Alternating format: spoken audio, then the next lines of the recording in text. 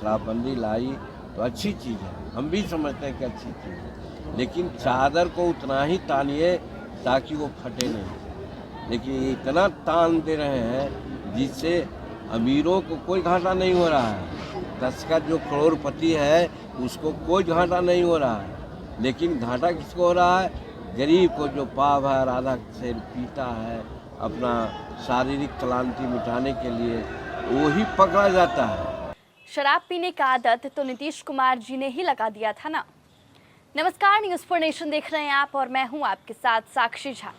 देखिए, हमारा कहना नहीं है बल्कि हम पार्टी के संरक्षक और बिहार के पूर्व मुख्यमंत्री जीतन राम मांझी का कहना है। देखिए, जीतन राम मांझी लगातार शराबबंदी कानून को लेकर बोलते हुए नजर आते हैं और जीतन राम मांझी ये भी कहते हैं कि इस शराबबंदी कानून पर जो है समीक्षा की जानी चाहिए। इस पर एक बार फिर से नीतीश कुमार को जीतन राम मांझी ने कटघरे में खड़ा किया है। उन्होंने कहा है कि 2005 में नीतीश कुमार जी ने ही सबको शराब पीने की आदत लगवा दी थी।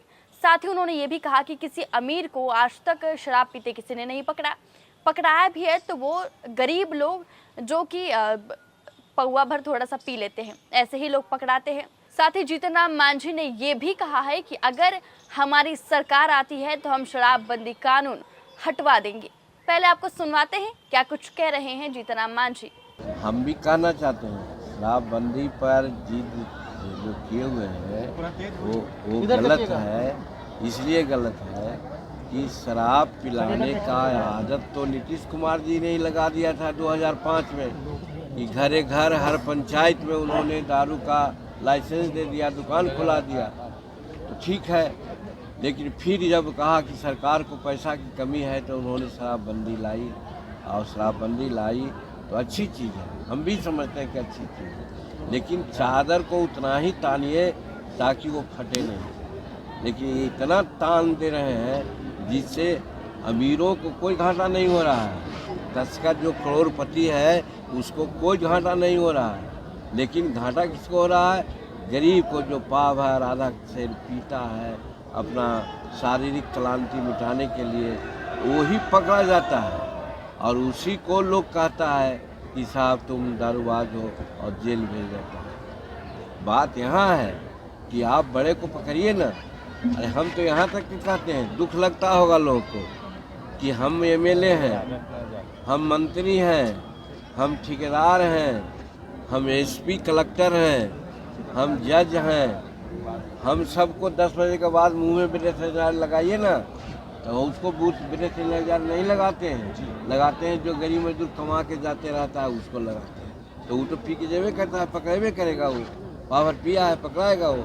आपने कहा कि 20 सीटें जनता हमें दे तो शराबबंदी पर कुछ गौर किया जाएगा। गौर नहीं किया जाएगा, इस शराबबंदी कानून को हम ख़त्म कर देंगे।